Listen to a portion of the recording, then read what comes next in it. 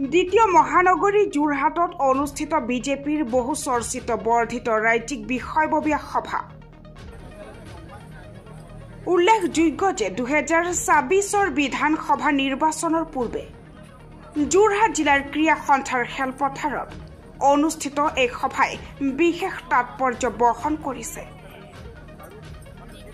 সভাত মুখ্যমন্ত্ৰী ডক্টৰ হিমন্ত বিশ্ব শৰ্মা, কেন্দ্ৰীয় মন্ত্ৰী সৰ্বানন্দ সোণোৱাল, কেন্দ্ৰীয় ৰাজ্যিক মন্ত্ৰী পবিত্ৰ মাৰ্ঘেৰিটা, বিজেপি ৰাজ্যিক সভাপতি দিলীপ শইকীয়াৰ লগতে ৰাজ্যিক বিষয়ববীয়া, বিধায়ক, সাংসদ তথা সমূহ জিলাৰ নেতৃত্ব অংশগ্ৰহণ কৰে।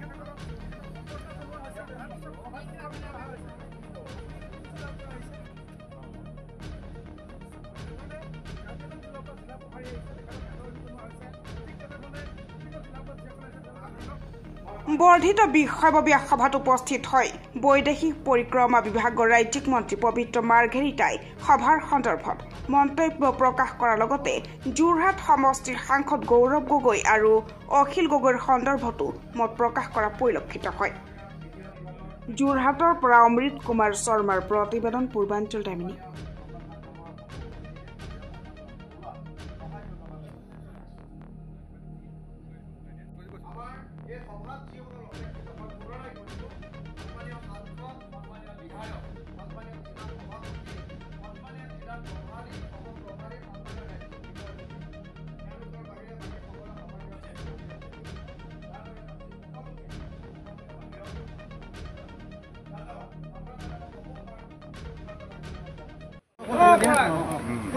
পঞ্চায়ত নিৰ্বাচনৰ অভূতপূৰ্ব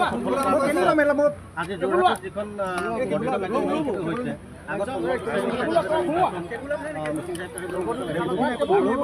হৈছে বিধানসভা নিৰ্বাচন বিশেষভাৱে অসমৰ ৰাইজক ধন্যবাদ দিবই লাগিব। বিশেষভাৱে আমি অন্তৰৰ পৰাই তেখেতসকলক প্ৰণাম জনাইছোঁ। কাৰণ গত পঞ্চায়ত নিৰ্বাচনত ৰাইজে যেনেধৰণে আন্তৰিকতাৰে ভাৰতীয় জনতা পাৰ্টীক আঁকোৱালি ল'লে, তাৰ বাবে আজি আমাৰ বিজয় অভিলেখ স্থাপন কৰিব পৰা এটা তেখেতসকলে গতিকে আগন্তুক দিনত যিখিনি নিৰ্বাচন আহি আছে নিশ্চিতভাৱে উন্নয়নৰ স্বাৰ্থত ভাৰতীয় জনতা পাৰ্টীৰ মৃত্যুদূতকে অসমৰ ৰাইজে আশীৰ্বাদ দিব আৰু আঁকোৱালি ল'ব, এইটো কথা নিশ্চিত। আৰু আজি যিখন সভা, এই সভাত বিতংভাৱে আগন্তুক দিনৰ ৰণকৌশল, পৰিকল্পনা সকলোবিলাক বিতংভাৱে আলোচনা কৰা একেলগে।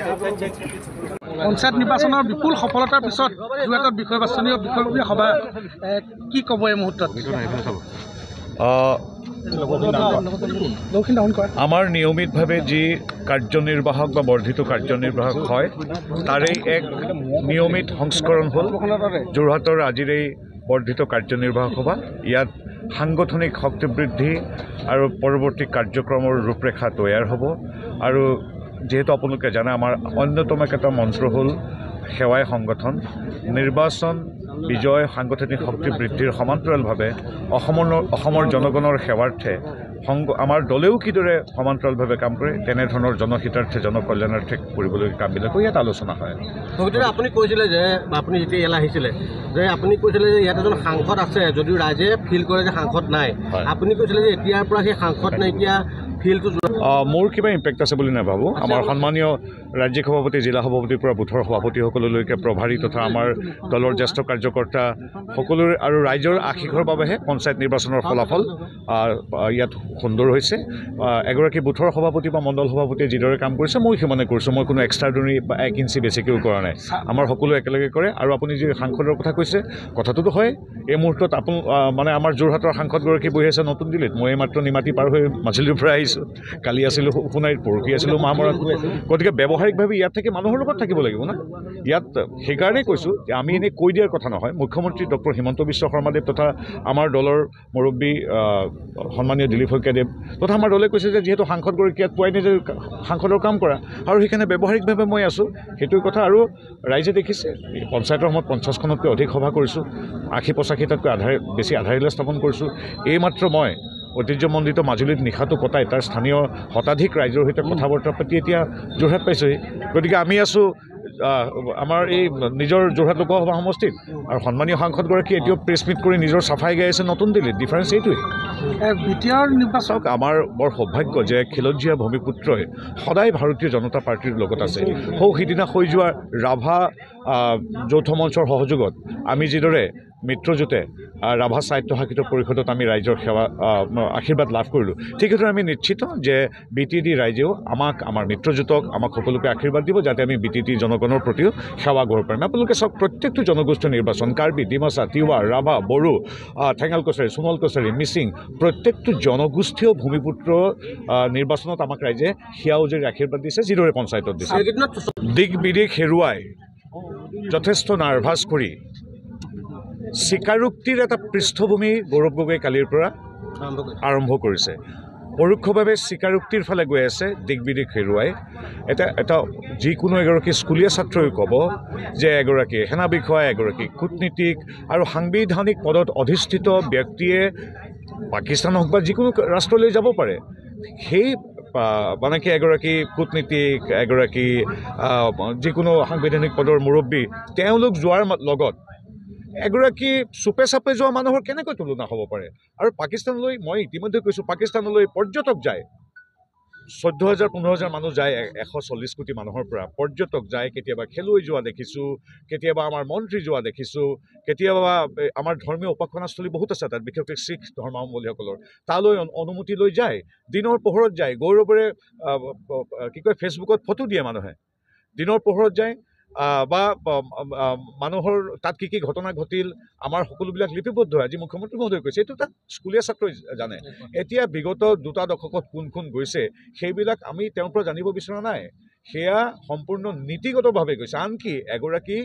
ধৰ্মীয় পৰ্যটকো যদি যায় সম্পূৰ্ণ নীতিগতভাৱে যায় আৰু তেওঁলোকে অনুমতি লৈ যায় এতিয়া কোন আগতে গৈছিল পিছত গৈছিল সেইটো নহয় আমাৰ কথা হ'ল হে মহাশয় আপুনি গৈছিল না সেইটো কৈ দিয়ক বিগত সময়ছোৱাত সাংবাদিকে বুমটো মুখত সোমাই দিবলৈ মাত্ৰ বাকী সমগ্ৰ অসমবাসীয়ে সুধিছে কংগ্ৰেছৰ মানুহে আজি সুধিছে যে সঁচাকৈ গৈছিল নেকি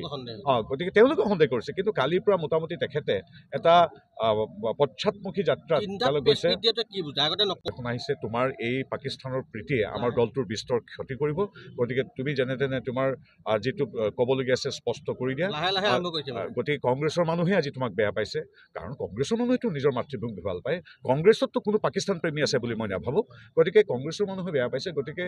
শীৰ্ষৰ পৰা আমাৰ অসমৰ কোনোবাই ব্লক কংগ্ৰেছৰ সদস্যলৈকে সকলোৱে কথাটোত আঘাত পাইছে দুখ পাইছে লজ্জাবোধ কৰিছে গতিকে এটাই কথা মই পুনৰবাৰ কৈছোঁ দিক বিদিক হেৰুৱাই নাৰ্ভাছ হৈ এতিয়া স্বীকাৰোক্তিৰ পৃষ্ঠভূমি কালিৰ পৰা তেওঁ কৈছে যেতিয়া আমুক কৈছে তামুক কৈছে তামুক কৈছে মইনো নাযাম কিয় সেই তেনেধৰণৰ এটা পৰিৱেশ সৃষ্টি কৰিছে কিন্তু সেইটো তেনেকুৱা নহয় এগৰাকী ব্যক্তি চুপে চাপে যোৱা গৈ তাত 15 দিন থকা তাত গৈ তাত বিভিন্ন ধৰণৰ কাম কৰে আৰু তেখেতৰ পৰিয়ালৰ সৈতে এটা দীৰ্ঘকালীন সম্পৰ্ক বেতন ইত্যাদিৰ লগতে কালিও কৈ আছোঁ কথাটো গতিকে এটাই কথা ঠিক স্বীকাৰোক্তিৰ পৃষ্ঠভূমি আমি দেখিছোঁ আমি খুব আনন্দ পোৱা নাই মনত দুখ পাইছোঁ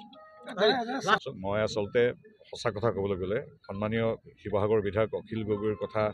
এই মুহূৰ্তত এই সুন্দৰ পৰিৱেশত পাতিব বিচৰা নাই আমি দলৰ কথা পাতি আছোঁ BTDৰ কথা পাতি আছোঁ আমি আজিৰ তাৰিখত দেখিছোঁ কিদৰে ডক্টৰ হিমন্ত বিশ্ব শৰ্মাদেৱে আজিৰ কেবিনেটতে কিমান সুন্দৰ সিদ্ধান্ত লৈছে আমি সেইবিলাক আলোচনা কৰিম অখিল গগৈ কি মান অভিমান কৰে লিলি হোটেললৈ মই নাযাওঁ মোক ভালকৈ মতা নাই মই বোলে নিৰ্দিষ্ট এলেকাতহে তোফামুদৰ ৰাজনীতি কৰিম এইবিলাকত ব্যস্ত বোলে নাই মই আজি পবিত্ৰ মাৰ্ঘেৰিটাক অশ্লীল কথাৰে মই আক্ৰমণ কৰিম সেইবিলাক কথাৰ লগত ময়ো যদি তেওঁক লৈ ব্যস্ত হৈ যাওঁ তেওঁৰ আৰু মোৰ মাজত বিশেষ পাৰ্থক্য নাথাকিব অখিল গগৈলৈ শুভেচ্ছা আছে অখিল গগৈ কোনটো কথা চিৰিয়াছলি গৈ কোনটো কথা নকৰে কোনটো কথা চিৰিয়াছলি লয় আচলতে উইদিন ব্ৰেকেট তেখেতে কৈ দিলেহে আমি গম পাম মই এইটো পিছত আকৌ ক'ব নাই পবিত্ৰ মোৰ ককাইদেউ হয় তেওঁক মই চিৰিয়াছলি গালি পৰা নাছিলোঁ নহয় তেওঁ ভাল কাইলৈ পৰহিলৈ তেনেকৈও ক'ব গতিকে অখিল গগৈৰ কথা নাপাতি দিয়ক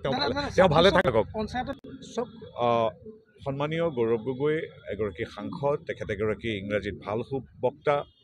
গতিকে তেখেতে আজি আমাৰ যোৰহাটৰ পৰা জিকিছে তেওঁৰ বাকী কথা কৈ লাভ নাই আৰু তেওঁৰ মেজিক চলিবলৈ নচলে মই সেই কথাটো কোৱাটো অনুচিত মেজিক আছেনে নাই সেইটোও মই কোৱাটো অনুচিত আমাৰ নৰৰূপী নাৰায়ণৰূপী নৰ আৰু তথা আমাৰ জনগণে সিদ্ধান্ত ল'ব মই কথাত পঞ্চায়তত জিকিলোঁ বুলি কৈ আমুক আসন পাম সেই কথাবিলাক কংগ্ৰেছে কয় তেনেধৰণৰ অহমিকা ভৰা কথা